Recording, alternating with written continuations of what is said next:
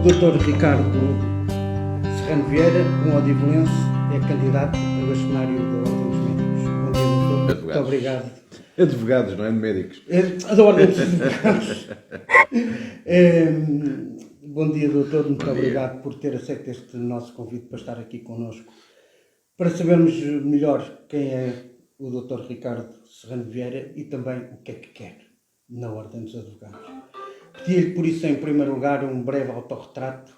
Quem é o Dr. Ricardo Serrano Pereira, 20 anos de experiência de advogado, mediático, com alguns processos bastante mediáticos, com comentários na televisão, com intervenção cívica, mas quem é o homem que eu tenho aqui à minha frente? Bom dia antes de mais e obrigado pelo convite. Efetivamente sou odivelense, nasci e fui criado em Odivelas. É uma cidade por onde passei grande parte da minha infância e adolescência e exerci aqui também a minha profissão até há bem pouco tempo, onde depois passei para Lisboa. Sou casado, pai de 2 filhos, também moramos aqui em Odivelas. Penso que a atividade profissional tem-se pautado por uma luta incessante pela defesa dos direitos, liberdades e garantias dos cidadãos. Processos, como disse, alguns deles um bocado mediatizados, mas os outros que não são mediatizados, também eles de veras importantes para resolvermos o problema de quem nos procura. Não sei o que é que eu posso dizer mais em termos daquilo que eu sou. Gosto de... É advogado desde pequenino? Ou seja, sempre foi o sonho? Não, por acaso não. Inicialmente eu gostava de ter sido jogador de futebol. Depois, por uma questão de saúde, não pude seguir esse sonho. Mas chegou a jogar? Cheguei a jogar aqui em Odivelas, e primeiro futebol, depois futsal, na altura chamava-se futsal, agora futebol de salão. Depois, por uma questão de saúde, tive que abandonar a atividade esportiva, ingressei nos tempos da adolescência no mundo da música, andei aqui com umas bandas em Odivelas também, a tocar na altura. E depois o meu contacto com a faculdade é que me orientou mais para a parte do direito, até na altura o direito mais tributário, por assim dizer, e fiscal. O meu contacto com a parte do direito onde hoje eu sou mais conhecido, que é o direito penal, esteve ausente na faculdade, teve alguma curiosidade. E depois, quando acabo o meu curso em 99, por contingências da vida, acabei por ir parar num escritório de um colega, que era o meu patrono, que era mais até de direito civil. Só que o escritório dele era ao lado do Tribunal da Boa Hora, era na Rua Ivans. E o engraçado, portanto, eu na altura trabalhava de manhã numa organização não governamental, ligada à agricultura, projetos de investimento no PALOP. À tarde ia para o escritório e à noite ia para a faculdade para a continuação de estudos pós-graduação. E o meu patrono na altura era uma pessoa muito ocupada também em termos de deslogamentos, então eu ficava com as tardes disponíveis e descia as escadinhas e ia para o Tribunal da Boa Hora assistir a julgamentos. E foi assim o início. Foi aí que o bichinho despertou? Foi. E depois também, na altura, o nosso estágio estava programado de maneira diferente. Ou seja, nós, enquanto advogados estagiários, já tínhamos intervenções em processos, portanto, já éramos nomeados para representar cidadãos que estavam a ser julgados e então, ou seja, com poucos meses de experiência já podíamos estar num tribunal a defender um processo de homicídio, tráfico de pacientes, o que fosse. Isso também deu-nos alguma capacidade de adaptação e necessidade de empenho e de estudo. E foi assim. Que aquele era o caminho? Sim, curiosamente, depois apareceram um conjunto de processos ali em 2009, 2007, 2009, que se tornaram muito mediáticos. E depois, ao longo dos tempos, eu era advogado, também trabalhava com empresas, mas depois, ao longo dos tempos, começou-se a perceber uma natural tendência para a área do direito penal. Portanto, os clientes que nos procuravam era mais relacionado com essa área. E acredito que também tenha sido fruto das intervenções e dos resultados desses processos tal mediatizados como referiu há pouco. Muitos desses processos, os mais conhecidos, têm a ver com agentes de forças de segurança, com militares. Porque esta... Não é por acaso, certamente. Olha, não consigo dizer se é por acaso ou não, Curiosamente, eu em 2009 sou chamado para representar um militar da GNR que tinha, infelizmente, Que é daqui de que é Odivelas. daqui de Odivelas, que tinha estado numa intervenção policial no qual terminou na morte de uma criança. Depois a seguir tivemos um processo também muito falado da cegueira de Santa Maria, uma eventual troca de medicamento para a administração ocular. Depois a seguir é certo que fui sempre sendo procurado por muita gente de autoridade, PSP e GNR, mas não sei se foi o destino. Certo é que efetivamente nos últimos se calhar 15 anos defendemos muitos agentes de autoridade, com todos os problemas que acarretam esses processos, não é? A legislação não está bem adaptada à realidade de hoje, em termos daquilo que é a atuação policial, e pronto, e olha, e tem sido assim, tem sido assim. Candidato a bastonário da Ordem dos Advogados, agora não me enganei, o que é que o levou a uma, chamemos-lhe, aventura desta natureza? É de facto uma aventura. Eu há uns anos que vinha sendo contactado por vários colegas para ter uma ação mais presente e mais cívica na Ordem.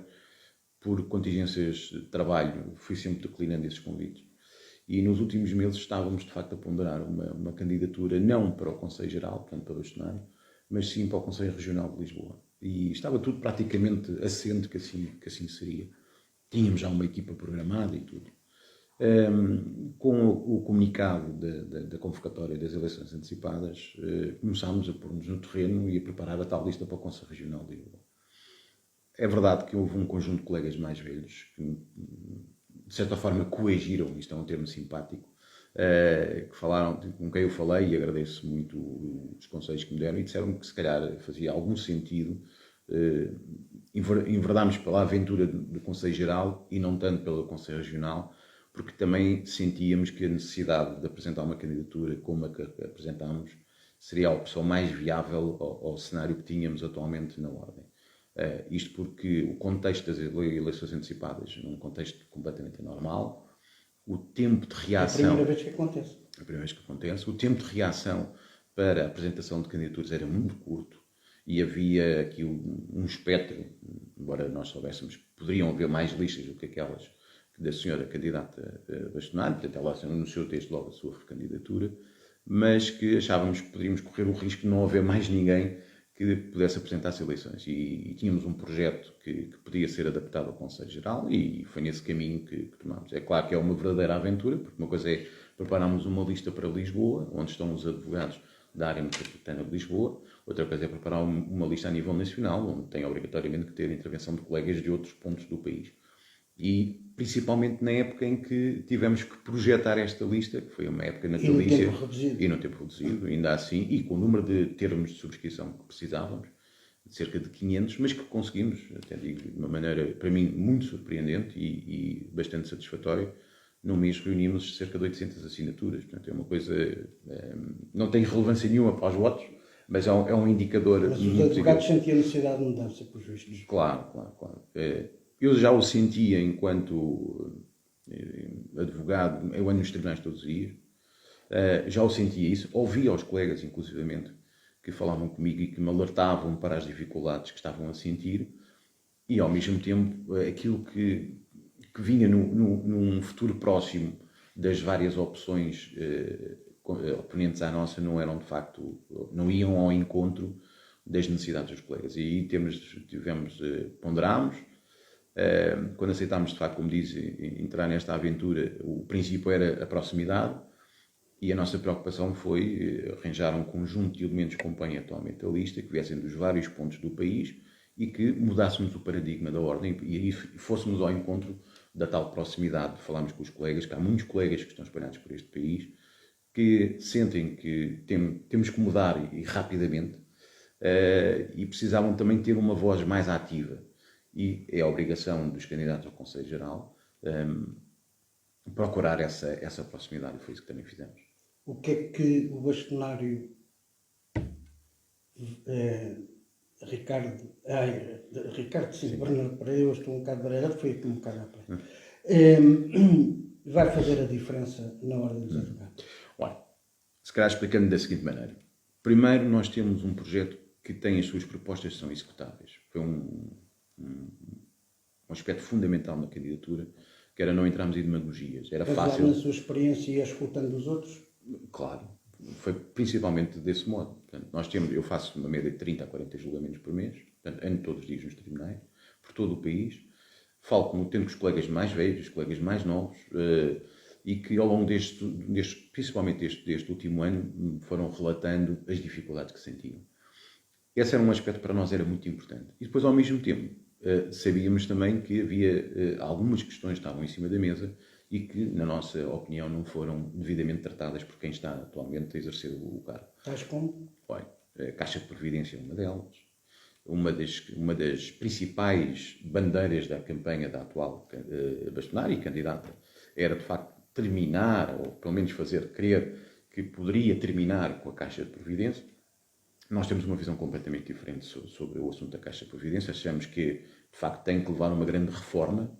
Mas que é necessário. É necessário, mas tenta demonstrar que aquela outra opção seria, eventualmente, por exemplo, os senhores advogados virem a ser integrados na Segurança Social, poderia ser uma opção, mas com os dados que nós temos atualmente não nos garante essa segurança. Portanto, achámos que o caminho seria, de facto, trazer alguma justiça e equidade na Caixa, ou seja, a Caixa assenta num pressuposto de um rendimento presumido, e nós achamos que esse conceito tem que terminar e tem que passar a haver, de facto, a apresentação dos rendimentos do senhor advogado. Para quem ganha mais, paga mais, e quem recebe menos, paga menos. Um bocado o princípio que está subjacente à Segurança Social.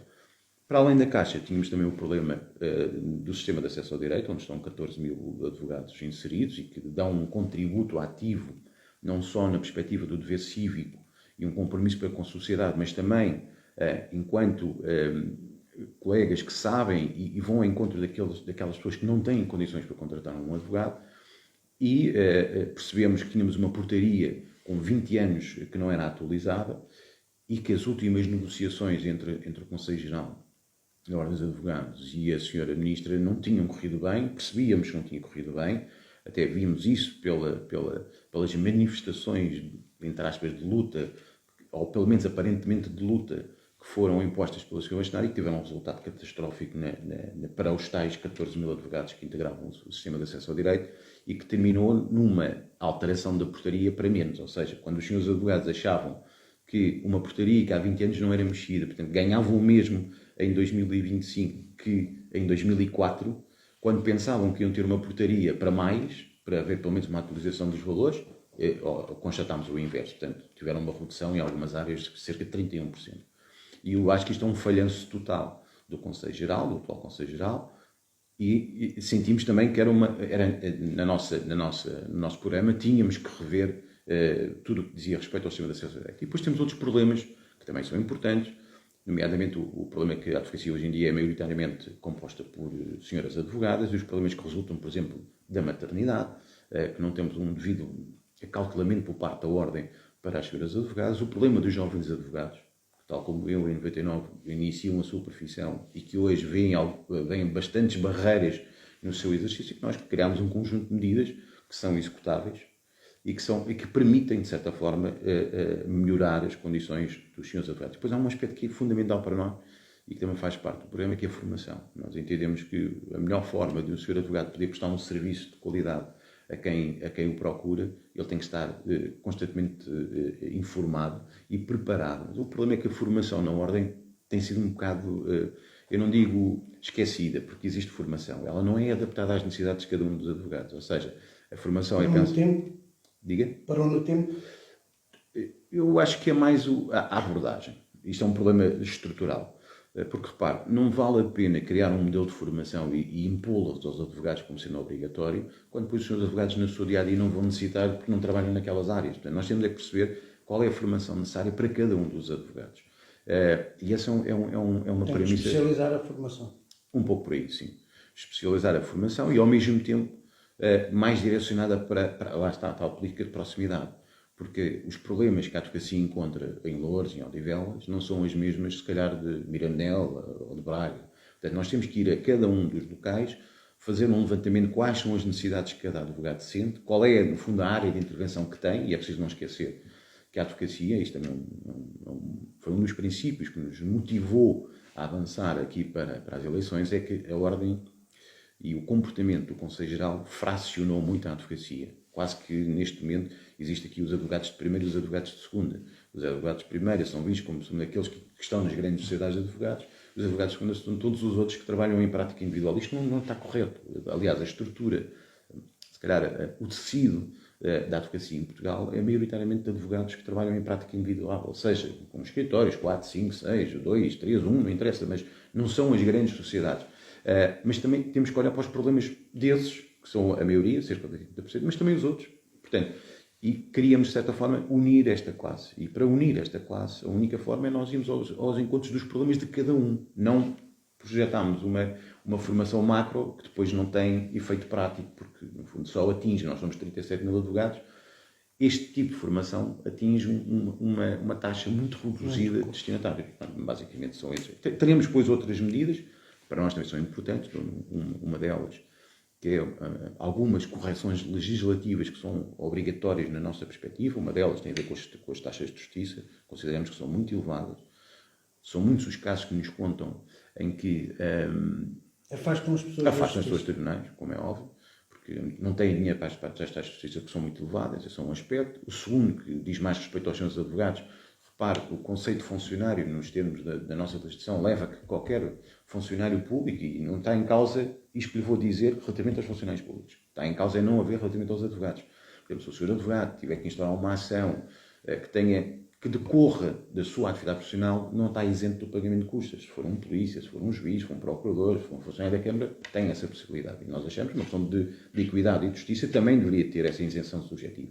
E depois temos outras matérias que para nós também são muito preocupantes, mas têm mais a ver até com alguns factos que foram tornados públicos através de um anúncio de algumas medidas, um pacote de medidas de um conjunto de juízes que saiu com a chancela do Conselho Superior da Magistratura, que nos preocupam. Não é preciso não esquecer que os advogados são, na maior parte das vezes, os defensores dos direitos, liberdades e garantias dos cidadãos. E esse pacote de medidas, embora a nossa lista concorde com algumas dessas medidas, outras deixamos-nos muito preocupados e achamos que a Ordem tem que passar a ter uma voz ativa na parte também legislativa que não tem. Já teve. O posicionamento deste Conselho Geral afastou... No que diz respeito aos advogados, os advogados não são ouvidos? Não, eu dou-lhe um exemplo. São várias os pacotes legislativos que têm saído sobre temas cruciais na nossa vida em que a Ordem dos Advogados não foi ouvida. Essa é da Ordem? Esse é que é o problema. É porque quem está, no fundo, a preparar essas alterações não vê na Ordem neste momento alguém capaz de dialogar. Força para dialogar. E não é só a força, é a mesma capacidade para dialogar. Ou seja, nós temos que... E isto é fácil de perceber.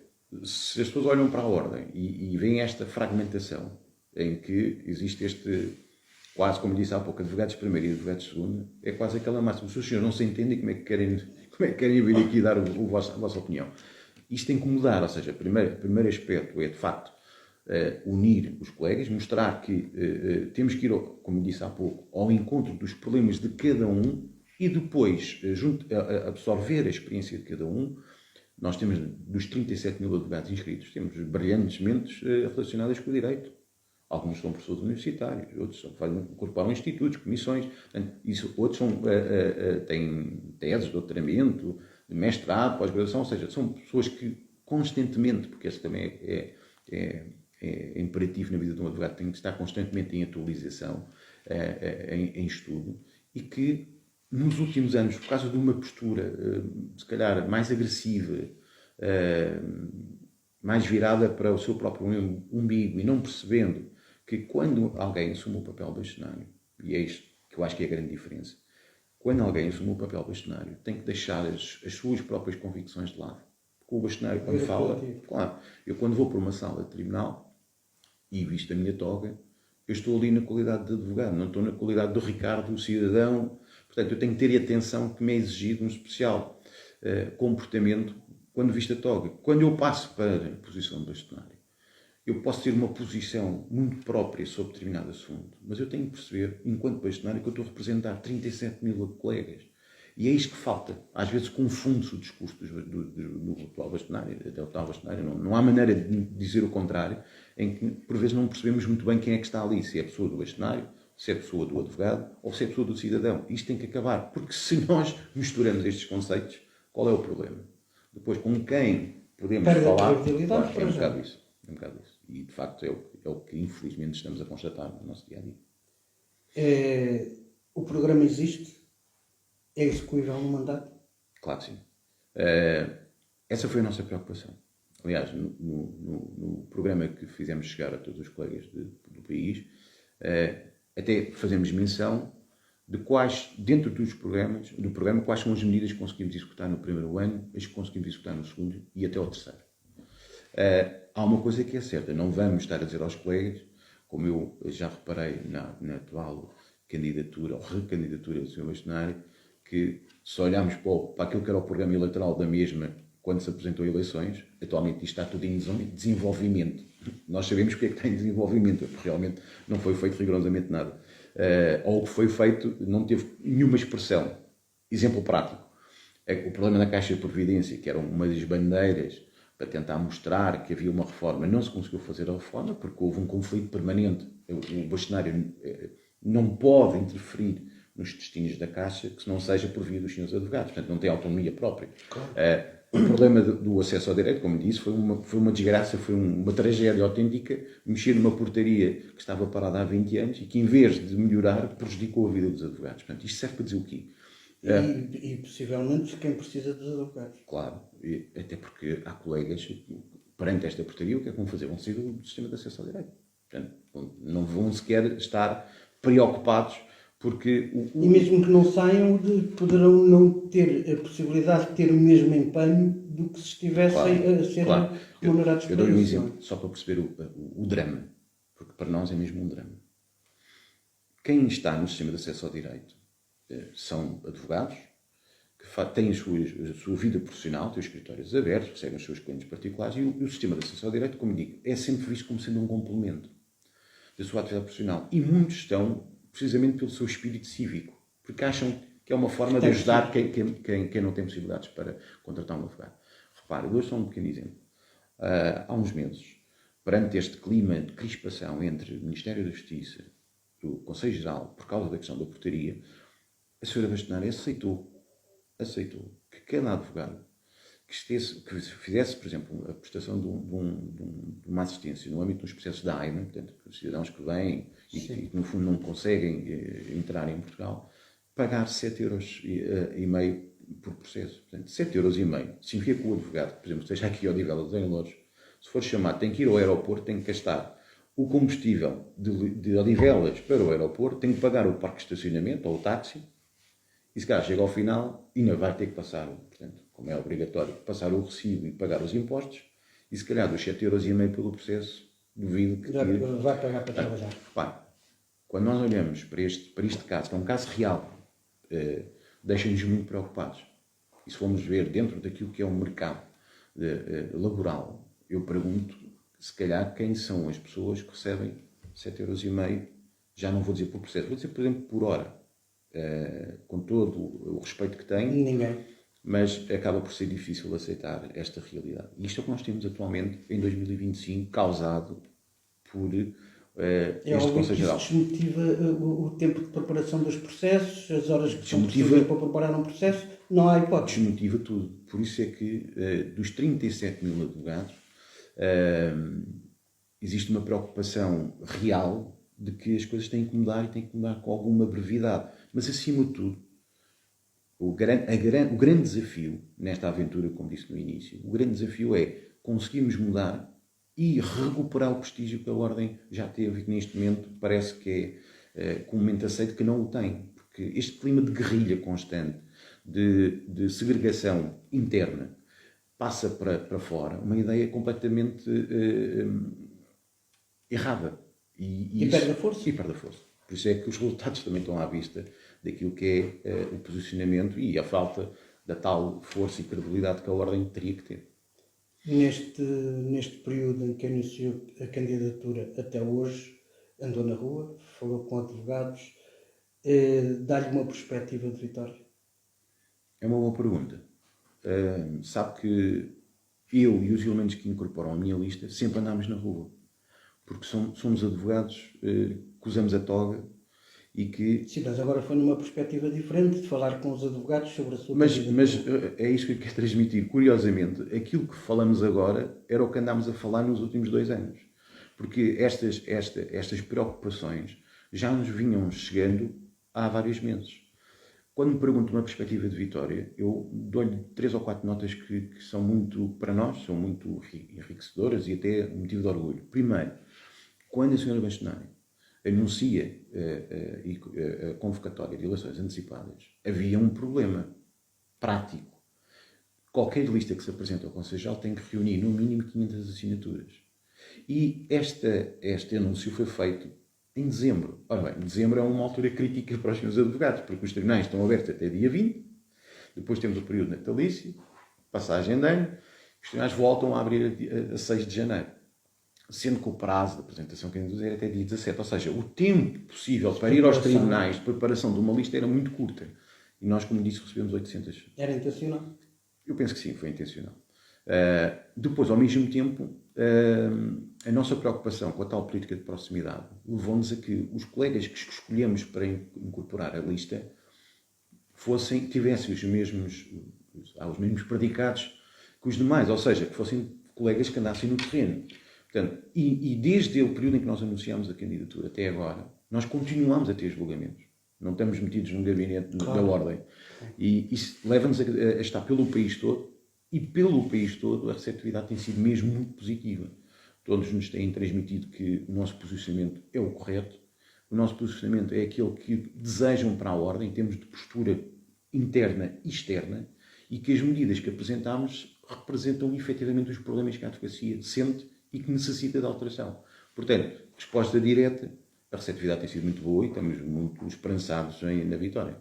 Em final de conversa, doutor, o que é que eu não perguntei e devia ter perguntado? Ou seja, o que é que há a dizer? Olha, eu penso que fez as perguntas todas. Há uma que me deixa... há um tema que me deixa sempre muito preocupado no que diz respeito às eleições da ordem. E que basicamente é este. Eu temo que se a vitória não for nossa, virão tempos difíceis, ainda mais difíceis para a advocacia. Os jovens estão a ter cada vez mais dificuldades em iniciar a sua profissão. Repara, um exemplo prático. Decorrente de uma alteração legislativa, a Ordem ainda não se posicionou quanto aos estagiários. Quando eu digo posicionou, não se posicionou de uma maneira firme e com uma estratégia. O que nos deixa alguns problemas. Se calhar no futuro os colegas saíram da faculdade e não se vão inscrever na Ordem. Esse é um problema. Também não podem exercer se não se inscreverem. Portanto, exatamente, ficam juristas. Portanto, e vai ter um problema para os mais velhos. É que a sua base contributiva para a reforma começa a cada vez a encurtar. Bem, vamos ter um problema daqui a 20 ou 30 anos, porque não vamos ter condições de receber a reforma, porque a base contributiva diminuiu. Portanto, essa é uma questão que fica num ar cada vez mais preocupante, e eu tenho feito um apelo a todos os colegas para que efetivamente votem, porque nós temos 37 mil advogados que votam, e o grande problema que nós temos sentido, e analisando o ato eleitoral, tem sido elevado. Isso para nós é um motivo de preocupação. Porquê? Não só porque podem ter influência no resultado final, mas acima de tudo porque vem reforçar o desinteresse que os advogados têm, mesmo dentro da própria ordem, que é uma coisa que nós queremos combater. Se a nossa política é de proximidade e achamos que tem que ser os elementos do Conselho Geral a saírem de Lisboa e ir falar para os colegas, o facto de nós termos no universo 37 mil eleitores votantes e vemos que a taxa de abstenção é elevada, significa que os próprios colegas não estão interessados na ordem. E isso deixa-me muito preocupado, sinceramente. Portanto, mas dependem da ordem. Dependem da ordem. Para exercer dependem da ordem. Portanto, eu acho que estas eleições vão ser um marco, sinceramente. As 4 candidaturas que se apresentam umas como propostas executáveis, as outras no mesmo registro da demagogia, a verdade é essa.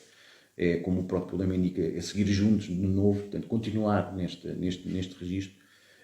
E o apelo que nós temos feito aos colegas é que aquilo que nós vimos dia a dia nos tribunais depois se possa traduzir num ato eleitoral, ou seja, que os colegas mostrem de facto que estes últimos anos têm sido uma autêntica desgraça para a advocacia e que tem que se melhorar. É só isso.